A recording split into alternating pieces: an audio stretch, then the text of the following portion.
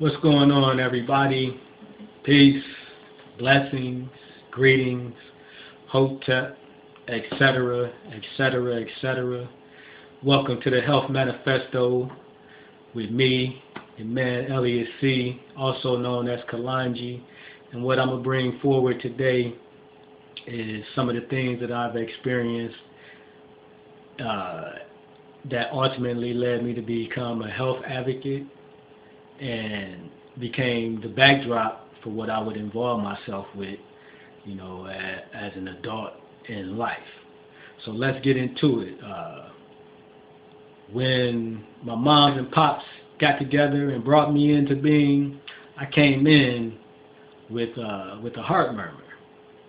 And there are maybe 4 or 5 different types of murmurs. Mine in particular was a hole in my heart. And the hole that was in my heart was about the size of a needle. Now, to me, that wasn't anything major to me. But anytime you're dealing with a major organ and it's not fully optimal, then that could wreak havoc on, the mind and the thought process and the things that you feel like you can and cannot do.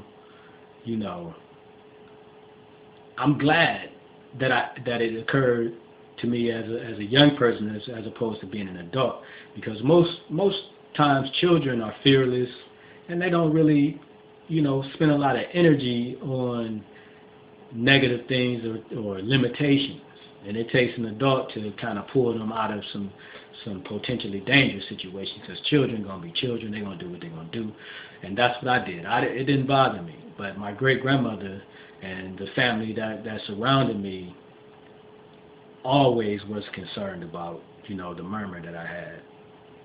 And as a result of that murmur, under doctors' supervision and doctors' orders, I was told, well, not me personally, but my family, not to have me to consume animal's milk, which was definitely a wonderful thing, because we all know how toxic drinking animal milk can be.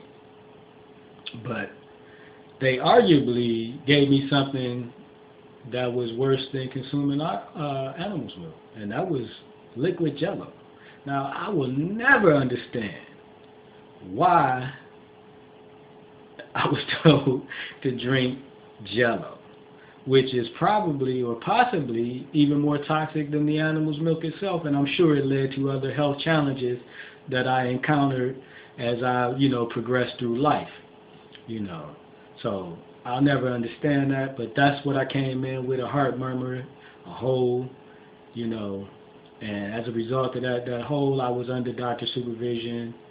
A specialist, I should say, I would visit once or twice a year, EKGs, treadmill work, testing that heart out. Nothing was ever really found. It was just a abnormal or a different kind of beat or something to that effect, but it was strong.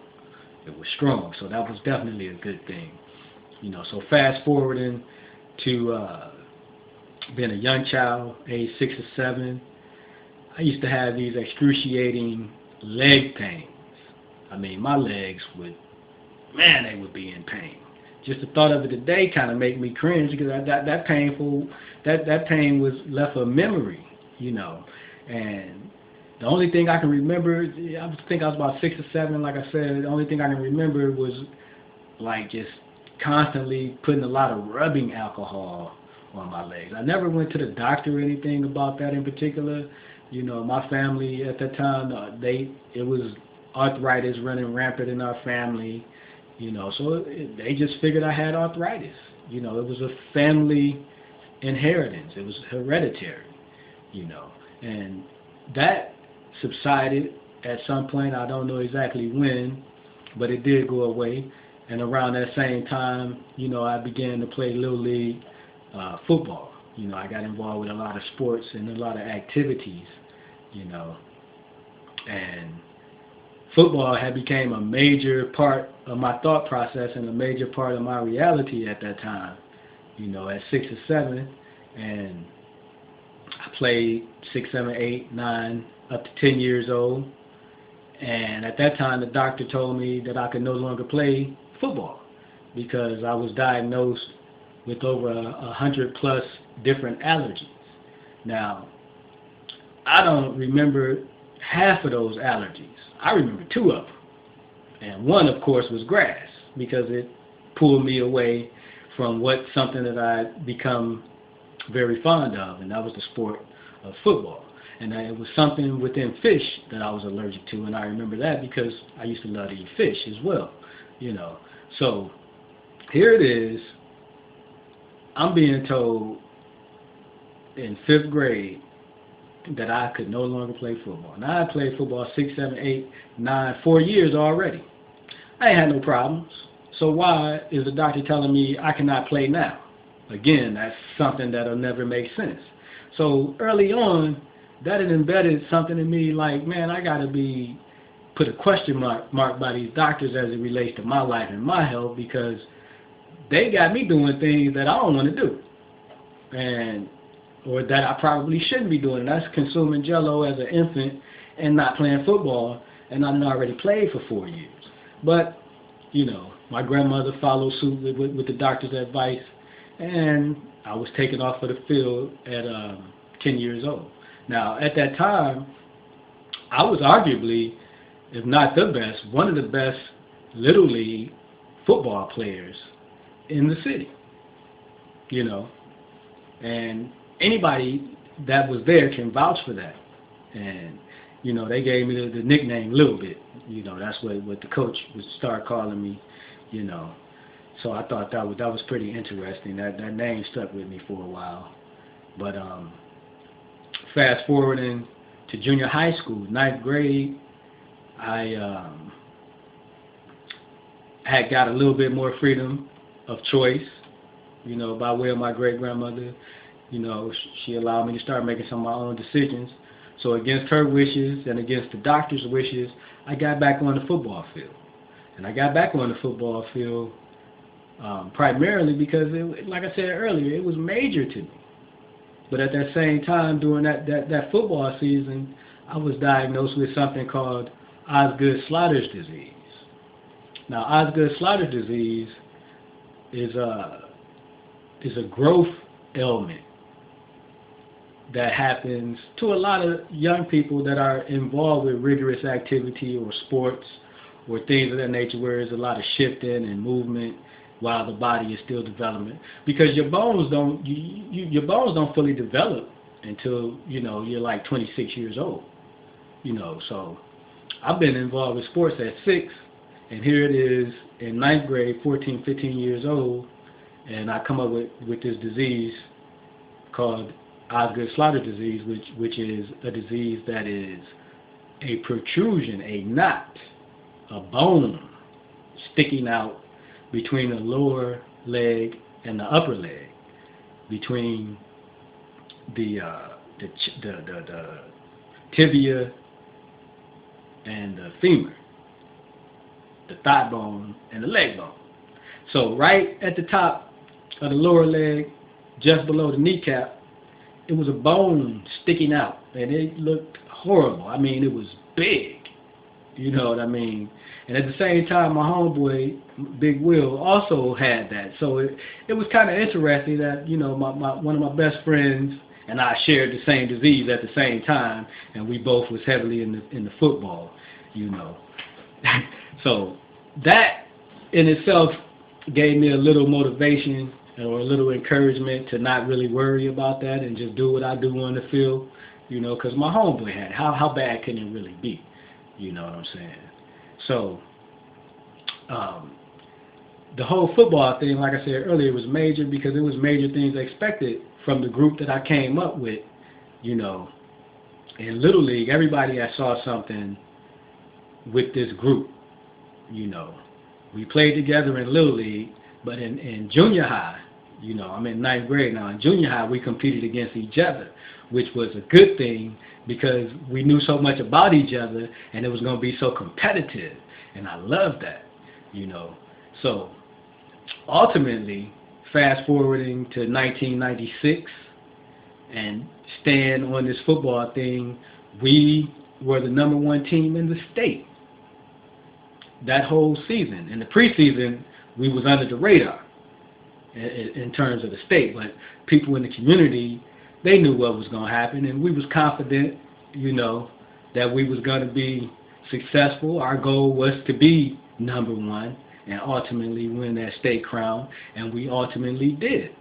And we was number one throughout the preseason, throughout the regular season, and was in the top 25 in the nation, as a matter of fact. But 1986 was a major year for me. It was a lot of things happened in my life personally that changed my perception and changed the direction of my life, and in particular, football. We made it to the state championship game and ultimately became victorious. I've already mentioned that I played football, since a youth. Never had any major injuries other than maybe a jammed thumb or a sprung ankle or something like that, but nothing that required a whole lot of extensive recovery or any time away. You know what I mean? So here I am at the biggest game of my life, and opening kickoff, I get injured. Now, here it is. I'm charging downfield. We kicked off to the opposing team. I got a clear shot at the cat that got the ball. So here I'm thinking I'm about to set it off, get everybody pumped up, get this thing set off, you know what I'm saying? And I get blindsided. Now, mind you, we playing on turf. We weren't a turf team. We played on turf 2 times that whole season. That was this championship game, and the week before that, we had played on turf. So I get blindsided. My whole body shifts while my feet stay planted in the turf. Everything else is going, the momentum and everything went another way, and my lower body stayed planted. So as a result of that blow that I took, I tore my ACL ligament. And for those that don't know, the ACL ligament, anterior cruciate ligament, is one of the major ligaments in the knee.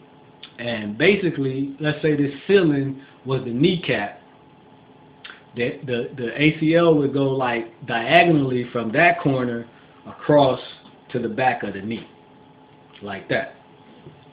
And at that time, I didn't even know I had a torn ligament. I got taken out the game. Coach put me back in a couple of plays. I was running and fell. Just fell for no reason, apparently, And so I got pulled out, man, and that changed the direction of my life in terms of football and health, because I slowly got out of football at that point. Although at that time I didn't know that I had an ACL ligament tear. It wasn't until the early 90s that I actually found out that I had a torn ACL ligament. So here it is for 4 or 5 years. I'm going around doing my normal activity as I normally would with a torn ACL. You know what I'm saying? And ultimately, I'm sure that caused some more problems because I had bone rubbing against bone. The cartilage was grinding against each other. It used to be excruciating pain, but I didn't know no better. Because I was always told that knee problems and leg pains and all of that was just hereditary. It was a part of the family. So I didn't think much about it. And after the game, the team physician gave me some big ass pills to take. I took them pills and kept it moving. And I would still play basketball, and I used to like to jog, and I would do that all the time. So as opposed to jogging on concrete, I jogged on grass, which eased some of that friction from the pounding of the pavement. So that helped me. So I thought, but it would be painful sometimes, and I would ice it and continue to do what I was doing. You know what I mean? So that was the mindset I had at that time. I don't know if that was a good thing or not, because I just felt like it wasn't that serious. I was going to do what I was going to do, and at the same time, another aspect of me was very degenerate because I was heavy into drinking and smoking. You know what I'm saying? So I wasn't thinking clearly about what I experienced and what was going on. It probably was me just blocking it out anyway, but growing up, drinking and smoking that was something that was a family thing. So it was ordinary for me, so to speak. So the heart murmur, the hole in my heart, the leg pains at 6 or 7, the 100+ allergies, the Osgood Slaughter's disease, all of those things became the backdrop for my future and led me to doing this video, which is a part 1. And in part 2, I'm going to get into, some more health challenges I had and how I began to get into herbs and self-healing, healing myself of certain things. And arthritis from that torn ligament is something that I did get rid of later in life, but I'll address that later. You know what I mean? So that's the beginning of my story and what got me to gradually move towards being optimally healthy and becoming a health advocate. So I want to thank everybody for tuning in, checking me out, listening to my story, and hopefully, you can get something out of this that you can incorporate into your mindset, to where you can focus and be mentally strong and have a strong heart and do the things you desire, do what you want to do, and live a healthy, happy, abundance-filled life. Thank you. Peace.